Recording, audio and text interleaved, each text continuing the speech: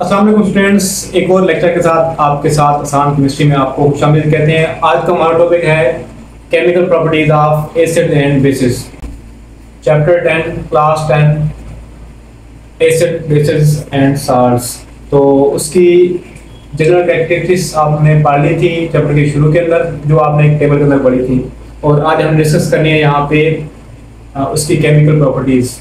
Students, जो लोग समझते हैं कि केमिस्ट्री बहुत मुश्किल है, उनके लिए रिएक्शन याद करना बहुत मुश्किल हो जाता है, तो कोई रट लगाने की ज़रूरत नहीं है। तो आज मैं आपको एक आसान तरीके के साथ पढ़ाऊंगा, तो इंशाल्लाह आपको याद रहेगा।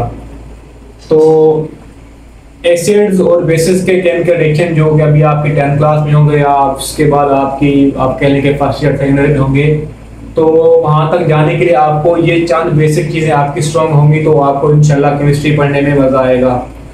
तो आज का जो लेक्चर स्पेशल मैंने यहाँ पर तैयार किया है वो ये है कि आपको सबसे पहले पता होना चाहिए कि एसिड्स कौन कौन से होते हैं, उनके क्या क्या नाम हैं, बेसिस कौन कौन से होते हैं, उनके क्या क्या नाम है, हमारे पास मेटल कौन कौन से होते हैं, उनके क्या क्या नाम है, हमारे पास कार्बोनेट्स कौन से होते हैं, बाइकार्बोनेट्स कौन से होते हैं, सल्फाइड्स, बेसल्फाइड्स और सल्फाइड्स क्या क्या होते हैं।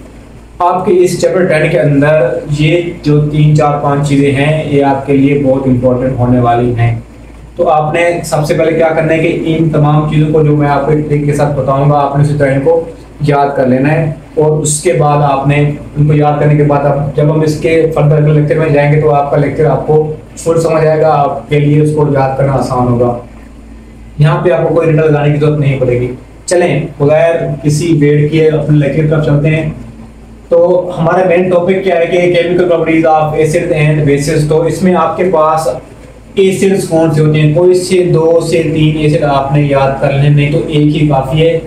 तो थोड़ा अच्छा करने के लिए आपने कम से कम 2 एसिड्स के नाम आपको आने चाहिए। तो मैंने यहाँ पे नाम लिखा हाइड्रोक्लोरिक एसिड, जिसको हम बोलते हैं HCl।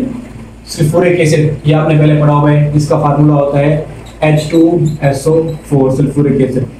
इसके बाद हमारे पास है नाइट्रिक एसिड, जिसका फार्मूला होता है HNO3 नाइट्रिक एसिड।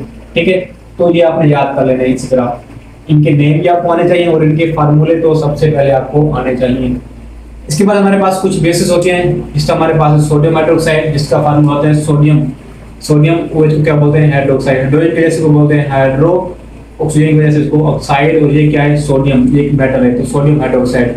इसी तरह पोटाशियम हाइड्रोक्साइड, पोटाशियम को हम लिखते हैं K, हाइड्रो को लिखेंगे HO फॉर ऑक्साइड, तो फार्मूला हमारे पास क्या बन गया, KOH, इसका फार्मूला होता है पोटाशियम हाइड्रोक्साइड। इस तरह कैल्शियम हाइड्रोक्साइड, कैल्शियम CaOH, यहाँ पे आपने इसको डबल NaOH, क्योंकि कैल्शियम के साथ 2 हाइड्रॉक्सिल ग्रुप मौजूद होते हैं, इससे इसका फार्मूला क्या होता है, CaOH ट्वाइस। अब हम आ जाते हैं मेटल के ऊपर। मेटल भी आपको कम से कम 2 से 3 उनके नाम आने चाहिए। सोडियम मेटल हमने यहाँ पे जो लिखा था, ये मेटल बार बार यूज होने वाले हैं, आप देखेंगे इंशाल्लाह। तो ये सोडियम को हम लिखते हैं Na, एल्युमिनियम को हम लिखते हैं Al, ये आपको पता है। इसके बाद जिंक को हम लिखते हैं Zn, ठीक है, और मैग्नीशियम को हम लिखते हैं Mg। तो कोई सी भी मेटल आपको आनी चाहिए। अगर आपसे पूछा जाए कि हाँ जी किसी मेटल का नाम बताएं, आपने फौरन बताना है एल्युमिनियम, सोडियम, जिंक। अगर आपसे पूछे किसी बेस का नाम बताएं, आपके माइंड में फौरन आना चाहिए कि NaOH, KOH या कोई और। इसी तरह एसिड। अब हम कहते हैं कार्बोनेट्स। कार्बोनेट्स को आपने किस तरह याद रखना है कि हमारे पास ऐसे कंपाउंड जिसके अंदर CO3 मौजूद हो, उसको हम बोलते हैं कार्बोनेट्स। जिसके अंदर CO3 होगा उसको क्या बोलेंगे, कार्बोनेट। अब बाइकार्बोनेट क्या होंगे, जिसके अंदर SO, बाइकार्बोनेट मैं भी आपको बताता हूँ। और सल्फाइड्स क्या होता है, जिसके अंदर SO3 हो, उसको हम क्या बोलते हैं, सल्फाइड्स। ठीक है, तो अब कार्बोनेट का फार्मूला हम कैसे बनाएंगे, हमने याद भी कर सकते हैं, हम रट्टा लगा सकते हैं, लेकिन हमने इसको समझ कर लिखना है कि कैसे होगा। अब कार्बोनेट हम लिखते हैं यहाँ पे जी, कार्बोनेट, CO3 वाले हमारे हो गए कार्बोनेट, लेकिन कौन से, आपने यहाँ पे कोई सी एक मेटल लगा देना तो आपका वो मेटल का कार्बोनेट बन जाएगा, जिसको हम बोलेंगे कार्बोनेट। हम यहाँ पे वापस आ जाते, जो हमने अभी याद किए हुए हैं, सोडियम हम यहाँ पे लगा देते हैं। ठीक है, हमने यहाँ लिख दिया Na2CO3, तो हमारे पास क्या बन गया, सोडियम कार्बोनेट।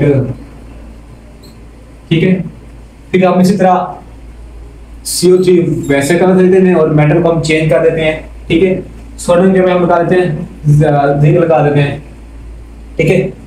इसको हम क्या लिखेंगे, ZnCO3 जिंक कार्बोनेट, हमारे पास 2 कार्बोनेट बन गए, ठीक है।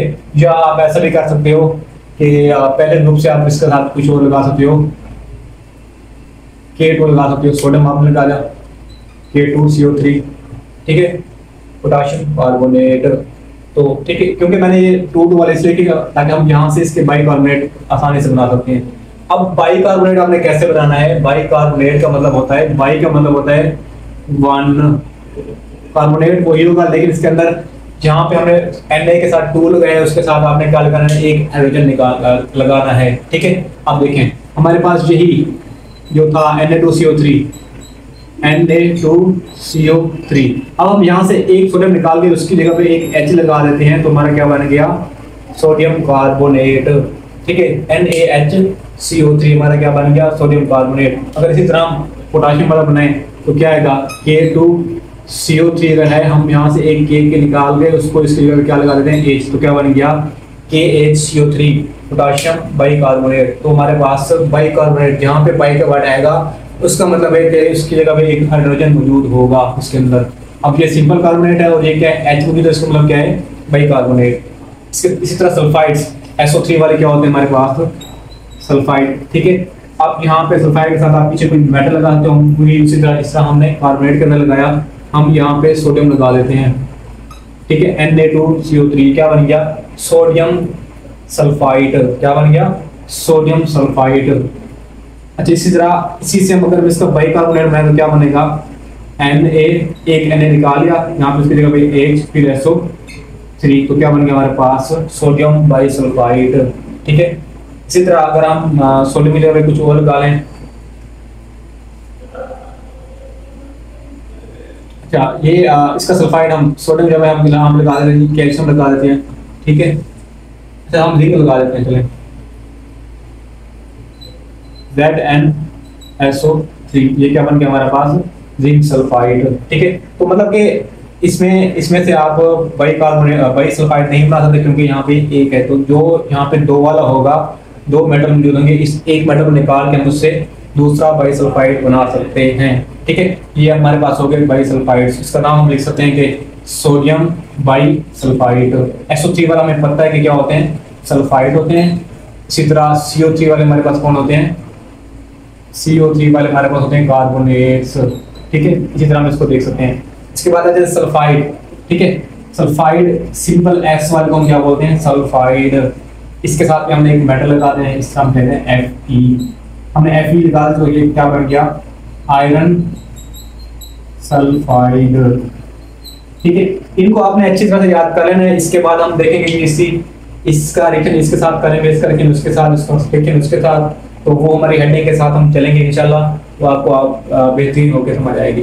तो अभी आपने क्या करें, इस लेक्चर के अंदर आपने ये सारे के सारे जो लेक्चर हैं अच्छी तरह से याद करना है कि कार्बोनेट कौन से होते हैं, बाइकार्बोनेट्स कौन से होते हैं, सल्फाइड्स कौन से होते हैं और बाइसल्फाइड्स कौन से होते हैं। अगली वीडियो में हम जा रहे हैं नीचे रिएक्शन को देखने। अब तक के लिए अल्लाह हाफिज़।